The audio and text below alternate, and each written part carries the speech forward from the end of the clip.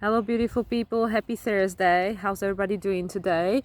And today we are experiencing the exact square between Venus and North Node. I went into greater depth about Venus's transit through Leo in my longer video, which I released on YouTube a couple of days ago. So I will put the link below. You can check it out if you wish to. But today in particular, we have this exact square going on. Venus is actually the ruler of North Node still at the moment. So there is more tension and frustration with regards to the Taurian topics as our resources, our safety, security, our ability to take care of ourselves and survive with this world.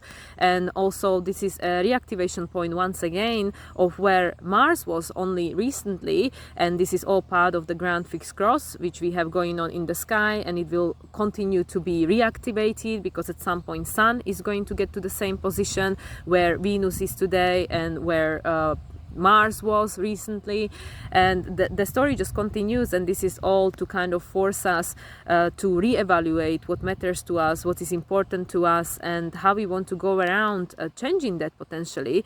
And also with everything that's going on in the world, with the volcano eruption, with the weather changes, with the fires and everything else, we are starting to understand the deeper connection that we are experiencing in this reality between ourselves and nature.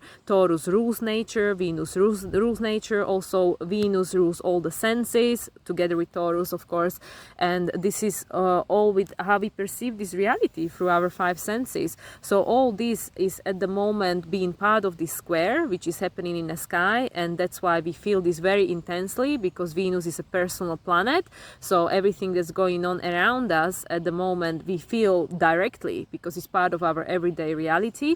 Also, just to remember that Venus is still the ruler of Mercury. Mercury is yet to move into Gemini, so it still remains in Taurus. And this is once again helping us to reconnect with ourselves, have this inner dialogue, and to understand what actually really matters to us, what we find as valuable, and what we want to do with regards to, meeting our needs, or, like being able to pursue what we find valuable.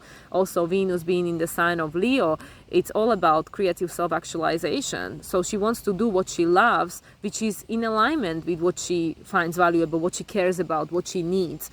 And also Mars is still in Leo, so this gives us the instinctual desire to go after that, to go after what we perceive as our pursuit of happiness, or our destiny, call of destiny.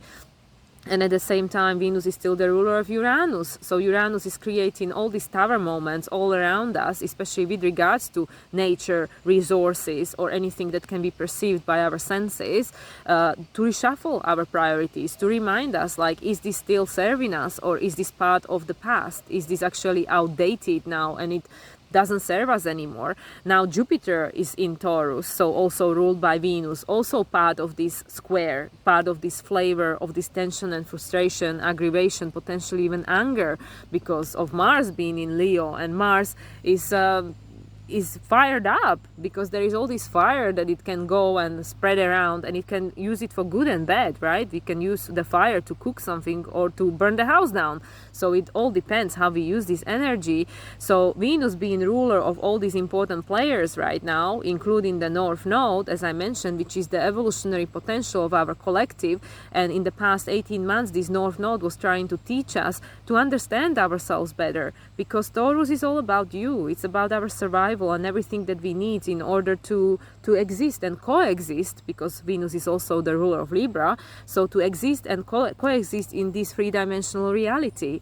And how are we going to manifest that? And I mean, this is all just the theory and abstract, but this is showing up in everybody's life in some way. And I'm sure that in one way or another, we are all feeling this as this sense of tension and frustration and this desire for change. I can see it in my clients that I'm getting in contact with more and more people now, and there is this common theme, this theme of desire for change. People want change. They want to live a life that is more in alignment with who they are. They don't want to have to pretend anymore, or to be squeezed in some box and fulfill expectations of someone else, or of the upbringing, programming, or whatever it is. Also to remind, Jupiter is in a closing phase with Uranus. It's going to make the conjunction next year in April. So what is this telling us? Jupiter is trying to dissolve. It's going into this dissolving phase of all these outdated beliefs with regards to ourselves, our needs, our values, our relationship, whatever it is, all these Taurian topics, all these relational topics. And that's all coming to the close in order, well, the things that are outdated and no longer serve us, not like everything is coming to the close, but these things that makes us feel kind of imprisoned, that we feel like we cannot be free, we cannot be individuated, we cannot go after what we desire and cannot live a more authentic life. And that all is now coming into introspection in a sense, but also reevaluation with regards to what do I believe? What do I believe when it comes to these topics? And how do I want to make a change? Or how do I want to start this new cycle that will be started, that will be offered on the golden platter next year when Jupiter will pass Uranus, and then eventually it will move from Taurus into the sign of Gemini. And Gemini, as we know, because the sun is still currently in the sign of Gemini, is inviting us to be flexible, to consider other options, other perceptions, to seek information, to potentially learn something new, try something different, learn a new skill, whatever it is that we need in order to go forward. And another topic that seems to be coming up quite a lot is relocation. Like from my experience of the clients that I have had a blessing to come across so far, there is quite a lot of people that are considering relocation because they just don't feel potentially aligned with their environment anymore. This is also like Taurus and Jupiter in Taurus. Jupiter is about potentially relocation, moving, and Taurus is our survival, our needs, values, also the nature.